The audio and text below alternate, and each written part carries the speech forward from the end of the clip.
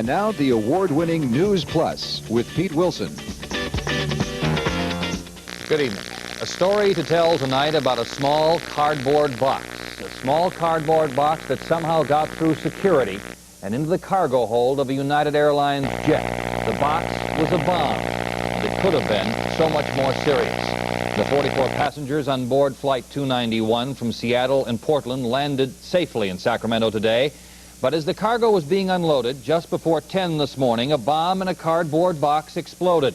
The blast flattened 2 ground crewmen. They're both hospitalized tonight with first and second degree burns. Incredibly, no one else was hurt. If the bomb had exploded in flight, one FBI agent felt it would have been all over, in his words, but there is some disagreement about that point tonight. An investigation is underway, concentrating on the plane and on its passengers. As yet, the FBI says it hasn't determined a motive for the bomb. They do not know if it was intended to go off on board. The plane is parked tonight on a taxiway. Fire trucks are standing by, and the search for information goes on.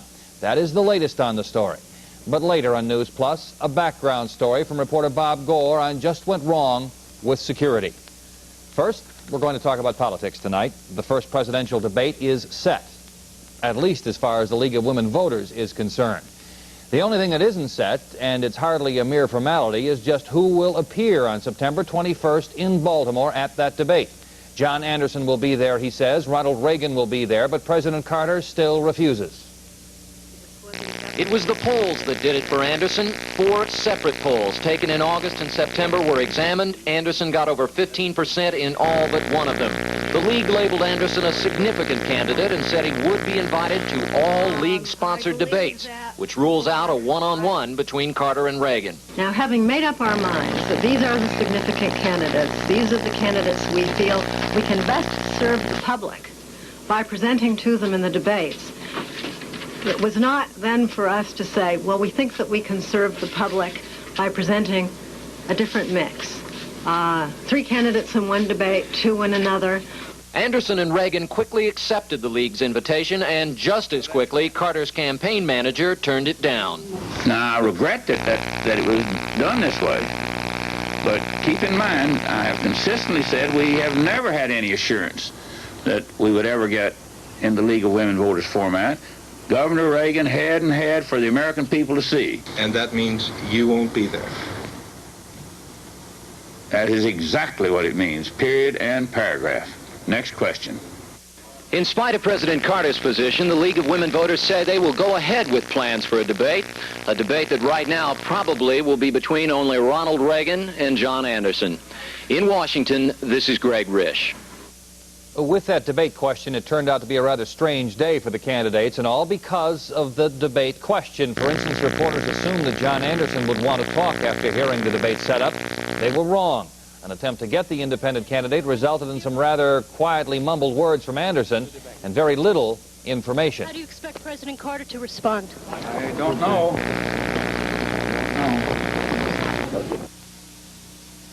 The impression is that Anderson is very unhappy with the Carter refusal to recognize him as a candidate tonight.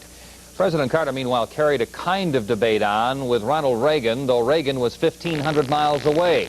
Carter flew into Perth Amboy, New Jersey for some campaigning, and the subject became the economy.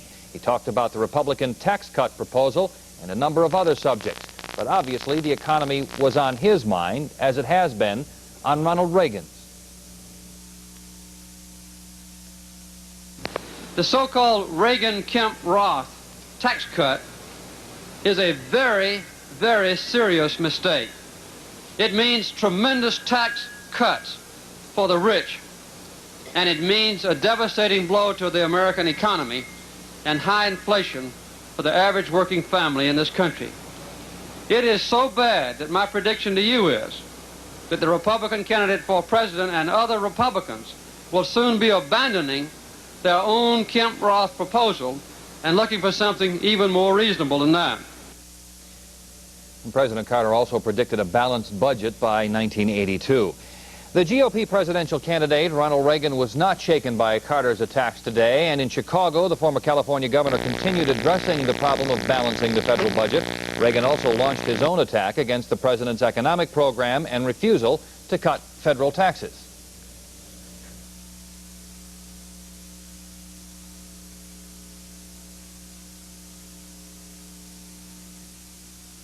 Waste, extravagance, abuse, and outright fraud in federal agencies and programs must be stopped. The billions of taxpayers' dollars that are wasted every year throughout hundreds of federal programs, and it will take a major sustained effort over time to effectively counter this. With the candidacy of John Anderson, it is possible that the election could come down to a vote in the House of Representatives. You've heard all that before. Anticipating that that might happen, California Congressman John Burton is trying to set up a committee on procedures. The last time the House was involved in the selection of the president, I believe, was back in the early 1800s. How likely do you really believe this is? And then, if it comes to the House, who do you think would win? I think there is a possibility. Of course, it depends on John Anderson's showing. If it comes to the House, I don't know who will win. Coming up on News Plus, a detailed look at airport security, the return of the militant priest, and Hollywood Henderson in Sacramento. Some California news tonight. The wine strike expanded to some more vineyards today. 8 companies now affected in California. Employers have now turned to non-union help in some instances. Workers began picketing the Charles Krug and Christian Brothers plants in the Napa Valley and Vidal Vineyard in Fresno. Mae West in the hospital tonight. The 88-year-old actress apparently has had a minor stroke. And Jimmy Stewart also back in the hospital in Santa Monica. The 72-year-old actor has a sciatic nerve back problem. Comedians Dan Rowan and Dick Martin have just won a $4.6 million suit. Producer George Schlatter revived the old Laugh-In show in 1977 without asking Rowan and Martin, and that apparently was a violation of the contracts of those two comedians. A major primary in New York City today, in New York State rather, a very well-known U.S. senator and some very well-known congressional candidates trying to get on the November ballot. In fact, there was primary voting in several states. Here are some of the highlights. In New York, 76-year-old Senator Jacob Javits, a liberal Republican who served 4 terms, was beaten by a conservative. Democratic Congressman Elizabeth Holtzman, had 2 rather famous opponents, but she survived both. Beth Meyerson, former Miss America, of course, and John Lindsay, the former mayor of New York. In Connecticut, conservative James Buckley, who served 1 term in New York State as senator, is now the Republican nominee from another state. And in Florida, Congressman Richard Kelly, one of the congressmen charged in the Abscam case, lost in his primary. But strangely, in New York, John Murphy, who has also been indicted, was renominated today. 6 men and 2 women forced their way into a General Electric defense plant in King of Prussia, Pennsylvania. 2 of the commandos, Daniel and Philip Berrigan, long-time anti-war activists. Here's more on what happened once they got inside the plant. This is how 8 demonstrators were identified this morning by General Electric security guards after an early morning break-in at the King of Prussia plant that makes guidance systems for nuclear weapons. The Reverend Philip Berrigan was carried into and out of the plant by wheelchair because he, along with the others, refused to walk. Berrigan, along with his brother Daniel and 6 others, including 2 women, one of them a Roman Catholic nun, were arrested for breaking into the plant to destroy nose cones and plants for the Minuteman missile. The missile system is considered by members of the Atlantic Life community, to which the Berrigans belong, as a first-strike offensive weapon. The General Electric plant in King of Prussia makes the guidance system for the missiles, and everything inside the building is very sensitive. Is a lot of this material inside classified? Yes, it is. Is it classified because of defense reasons? That's correct. So people who go inside that building are actually violating federal law? That is correct. General Electric wouldn't comment extensively on the break-in. They say the GE facility has been the target of earlier protests, 3 within the past year, but no one got inside before. A hearing got underway this afternoon for the Berrigans and the 6 others. The outcome of that hearing, the Berrigan brothers have been held without bail for a preliminary hearing later this month. The others, 4 men and 2 women, are being held in $150,000 bail apiece. In King of Prussia, I'm Robin Mackintosh. A couple of important stories from Iran. The British government began deporting Iranian students today. The actions took place following demonstrations at the U.S. Embassy in London. While this was going on, the British were clearing out their own Iranian embassy in Tehran. They've been concerned that the Iranian government or militants might try to take over the embassy and kidnap some of their people. A huge crowd gathered in a Tehran cemetery today as Iranians paid homage to the fallen heroes of their revolution. It was the 2nd anniversary of Black Friday. That was when the Shah's troops opened fire on a crowd, killing 4,000 people. As this crowd chanted, An Iranian newspaper was running a story saying a deal has apparently been worked out. The U.S. will have to show that it's repented before the hostages can be released. Another report, however, says that the hostages will be placed on trial and then released, but only if the U.S. returns $8 billion now in U.S. banks and frozen. Those are Iranian assets, of course. More violence in Amsterdam, Netherlands, rioting by wandering crowds of young thugs. The unrest has been brought on by a shortage of housing there, a severe shortage. There are now more than 50,000 squatters in Amsterdam living in abandoned buildings in the city. 1,000 of them clashed with police again today, causing severe damage to several shops.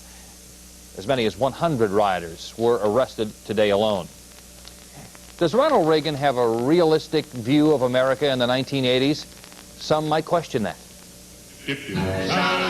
Remember loyalty oaths, bomb shelters, and poodle skirts? Hi, I'm Ron Reagan. And now with this exciting album, you can relive those simple days of the Cold War.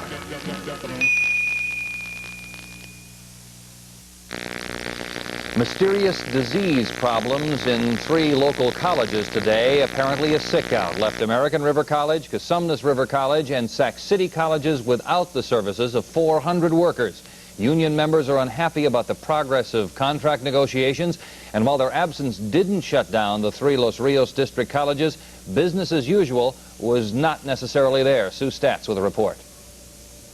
You can usually get a hot lunch, salad, and pastry at American River College cafeteria. But today, all of the full-time cafeteria workers were mysteriously taken sick. The most Supervisor Ted Miller and his crew of part-timers could manage was hamburgers and sandwiches. Over at Admissions and Veterans Services, it was the same story. But with people still enrolling and adding or dropping courses, the situation there threatened to quickly get out of hand. No, nothing's being processed. There's no terminals on. No classified people have to run the terminals, and we can't run them. Well, things were scarlet just about every other department at American River College, too, where 97% of the classified employees had called in sick. About the only sign that they existed was this little yellow sign that you saw everywhere that said the chancellor's salary increased from $40,000 to $60,000 in a 4-year period, while classified staff fights for equality with welfare. Not enough money, and an administration that they say refuses to bargain seriously. They have never suggested that we trade or that we really bargain. They had told us, this is the offer, this is how much money you will get, and this is how it